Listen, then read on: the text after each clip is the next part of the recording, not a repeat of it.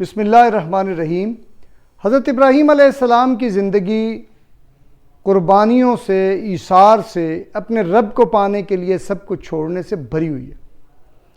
اپنے گھر والوں کو چھوڑا، اپنے گھر کو چھوڑا، اپنی سوسائٹی سے جانا پڑا اور اپنی جان تک قربان کرنے کے لیے تیار ہو گئے، بلکہ عملاً اس میں کود پڑے۔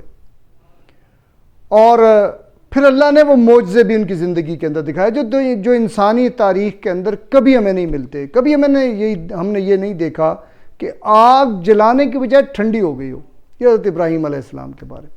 اور پھر اللہ نے ان کے لیے سندیں نازل کی کہ یہ ہمارے دوست ہیں، خلیل اللہ ہیں اور یہ با وفا ہیں۔ اور وفا کی پوری تعریف، وفاداری کی پوری تعریف ان پر آ کے ختم ہو گئی۔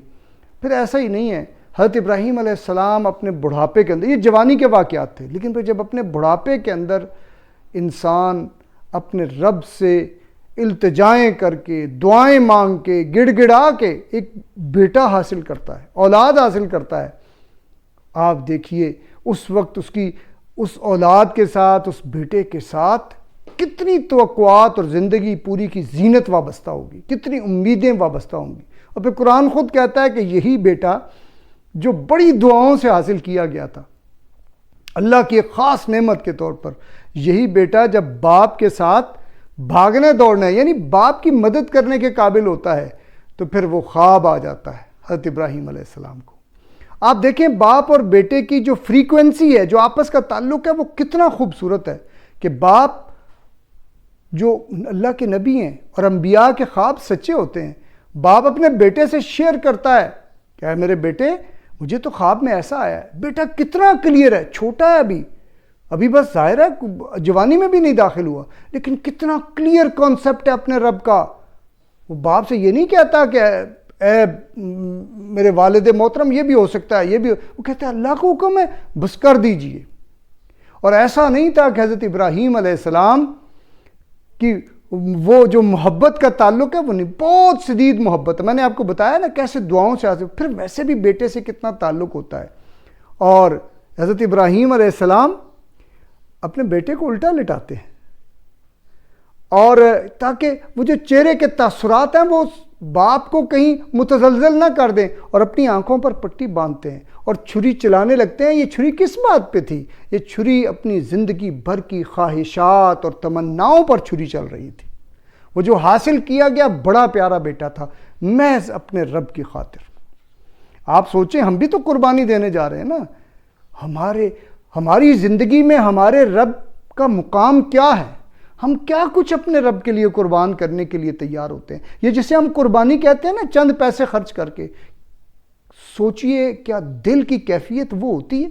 دیکھیں اللہ کا کتنا بڑا احسان ہے کہ اللہ نے ہم سے ہمارے بیٹے ایسے نہیں مانگے کہ ابراہیم علیہ السلام سے بیٹا صرف اتنا بھی ہوتا نا، یہ یقین بھی ہوتا کہ دمبا آ جائے گا، پھر بھی ہمیں ہمارا بیٹا ایسے لٹا کر اس پر چھری رکھنا، کیا یہ ممکن تھا ہمارے لیے؟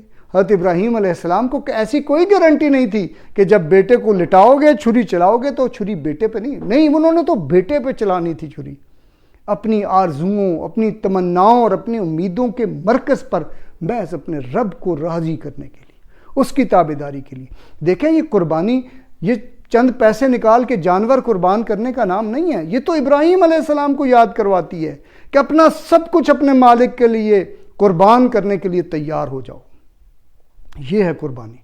سامعین محترم، آئیے اس جذبے کے ساتھ، اس کیفیت کے ساتھ، اپنی آنکھوں اور اپنے دماغ کے پردے پر حضرت ابراہیم علیہ السلام کی اس قربانی کو تازہ کرتے ہوئے آئیے ذرا ہم بھی چھری چلانے کی کوشش کریں، اپنی ان آرزوؤں پر جو اللہ کو ناراض کرنے والی ہیں، ان خواہشات پر، اور ایون ان ضروریات پر بھی چھری چلا دیں جو اللہ کو ناراض کرنے والی ہے۔